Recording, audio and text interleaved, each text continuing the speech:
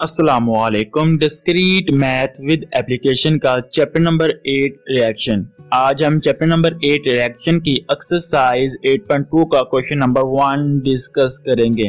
Question number 1 में वो ये कहता है कि list the order pair in the relation R. हमने ऑर्डर पेयर फाइंड करनी है रिएक्शन आर, जो हमारे पास आर रिएक्शन की 1 है, 1 पार्ट से लेकर 6 पार्ट तक। क्वेश्चन नंबर 1 में 6 पार्ट है, हमें 6 पार्ट को सोल्व करना है from set A 0 1 2 3 4 to set B 0 1 2 3 where.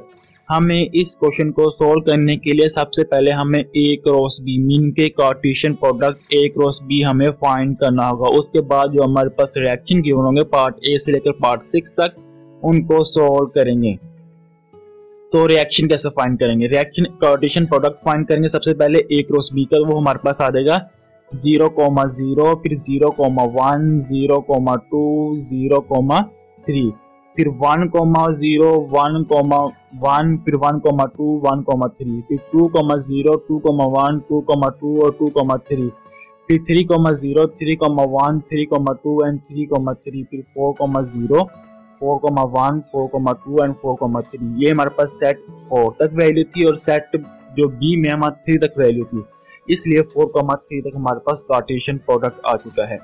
हमने कार्टेशियन प्रोडक्ट फाइंड कर लिया है A क्रॉस B का। अब हमें जिस क्वेश्चन में जो 6 पार्ट गिवन है उनको सॉल्व करते हैं।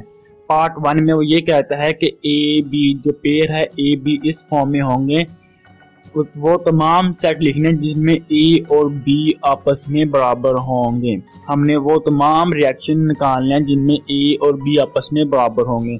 वो हमारे पास रिएक्शन होंगे 0 0, 1 1, 2 2 एंड 3 3। ये हमारे पास 4 ऐसे पेयर है जिनमें A और B बराबर है, मीन के A फर्स्ट और B सेकंड। ऑर्डर पेयर का first element and second element दोनों आपस में बराबर हैं। ये 4 ऐसे पेयर हैं। तो क्वेश्चन नंबर 1 में A और B हमने जिसमें बराबर थे वो निकाल लिए। पार्ट नंबर 2 में वो ये कह रहा है कि A plus B is equal to 4 है। हमने अब वो रिएक्शन निकालने जिनमें दोनों का सम करने से जवाब इज इक्वल टू 4 आ जाए। वो रिएक्शन हमारे पास 1 प्लस 3 इज इक्वल टू 4 होता है, 2 प्लस 2 इज इक्वल टू 4 होता है, 3 प्लस 1 इज इक्वल टू 4 होता है, 4 प्लस 0 इज इक्वल टू 4 होता है। तो इसमें 4 प्लस 0 है लेकिन 0 प्लस 4 नहीं है, इसलिए हमारे पास 4 प्लस 0 आ गए हैं। तो इसके जो 4 ऐसे ऑर्डर पेयर है जिनको सम करने, जिनका A और B मीन के फर्स्ट ऑर्डर पेयर का first element and second element का सम इज इक्वल टू 4 आ रहा है। पार्ट नंबर 3 को सॉल्व करते हैं। पार्ट नंबर 3 में वो ये कहता है कि हमने वो तमाम ऑर्डर पेयर निकालना है जिनमें A लेस देन B हो, मीन के जो फर्स्ट ऑर्डर पेयर का फर्स्ट एलिमेंट है वो छोटा हो सेकंड एलिमेंट से। वो रिएक्शन हमारे पास आ जाएंगे 0 1, मीन के 0 छोटा है 1 से, फिर 0 2, 0 छोटा है 2 से, 0 3, 0 छोटा है 3 से, फिर 1 2, 1 छोटा है 2 से, फिर 1 छोटा है 3 से, फिर 2 3। ये हमारे पास 1 2 3 4 5 6 ऐसे रिएक्शन ऐसे ऑर्डर पेयर आ गए जिनमें A लेस देन B की कंडीशन सेटिस्फाई हो रही है A cross B in Cartesian product में। ये हमारे पास पार्ट नंबर 3 था। पार्ट नंबर 4 में वो ये कहता है कि A B हमने वो रिएक्शन निकालना है जिनमें A डिवाइड्स करता हो B को, मीन के B जो है वो डिवाइड A पे होता होगा, तो हमने वो रिएक्शन यहाँ से निकालने हैं। तो इसके जो रिएक्शन है वो है 1 0, मीन के 0 हमारे पास B है और 1 A है, तो 0 divided by 1 is equal to 0 होता है। फिर 1 1, क्योंकि 1 डिवाइडेड बाय 1 आ जाएगा तो 1 divided by 1 is equal to 1 होता है। इसमें कोई ना कोई रिजल्ट हमारे पास आ रहा है। फिर 1 2 सॉरी, तो B हमारे पास ऊपर आएगा तो B divided by 1 is equal to 2 होता है। फिर 1 3, मीन के 3 divided by 1 is equal to 3 होता है। फिर 2 0, मीन के 0 ऊपर आएगा, B हमारे पास 0 है और A 2 है, तो 0 divided by 2 is equal to 0 होता है। 2 2, कब 2 और 2 रखेंगे तो हमारे पास 2 2 आपस में कट देगा, रिजल्ट इज इक्वल टू 1 आ जाएगा।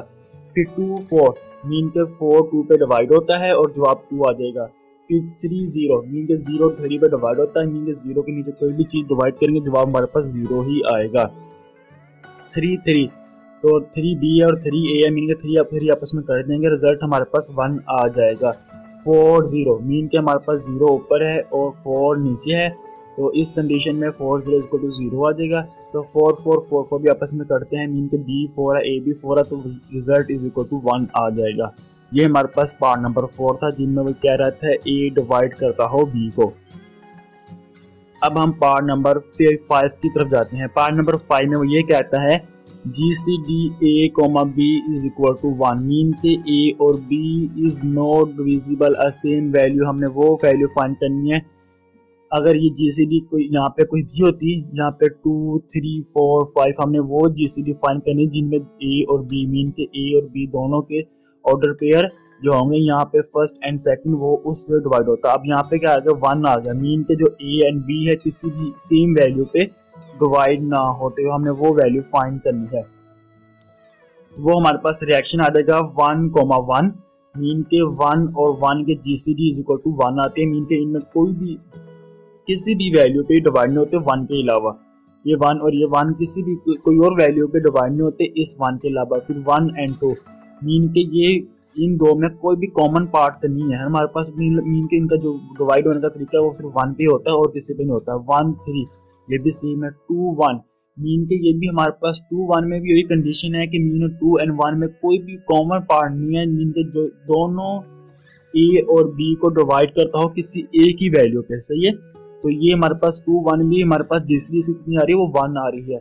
3 2 भी हमारे पास कोई कॉमन पार्ट नहीं है, मीन के कोई भी किसी 1 के अलावा किसी भी और वैल्यू पे दोनों आपस में डिवाइड नहीं होते।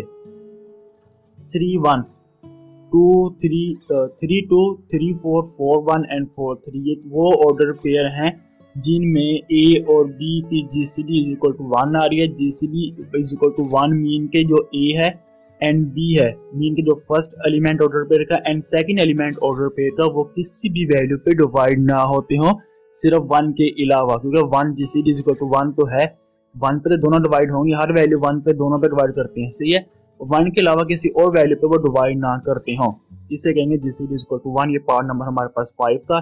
पार्ट नंबर 6 वो कह रहा है कि A और B हमने वो यहाँ से पेयर निकालना है जिनमें LCM is equal to A and B is equal to 2i, mean के LCM 2 के बराबर है। LCM 2 के बराबर क्या होता है, मीन के जो उनका हाईएस्ट कॉमन फैक्टर है, मीन के जो A और B में जो बड़ा है वो इज इक्वल टू 2 हो, तो जो रिएक्शन है वो 1 2 2 1 एंड 2 2, मीन के इनका जो हाईएस्ट कॉमन फैक्टर मीन के तमाम वैल्यू पर जो कहते हैं किसी वैल्यू पे जो डिवाइड होती हैं या किसी वैल्यू पे जो डिवाइड होती है उनका जो प्रोडक्ट आता है वो क्या है वो 2i। तो ये हमारे पास 1 2 है, मीन के इनका जो वैल्यू का जो प्रोडक्ट होता मतलब जो वैल्यू जिस पे हाईएस्ट डिवाइड होती है वो 2 पे होती है। 2 1 एंड 2 2, ये 3 ऐसे रिएक्शन है जिनका LCM इज इक्वल टू 2 आ रहा है। तो उम्मीद है ये आपको सवाल समझ आएगी। इंशाल्लाह नेक्स्ट वीडियो में नेक्स्ट पार्ट से आपसे मुलाकात होगी, तब तक अल्लाह हाफिज़।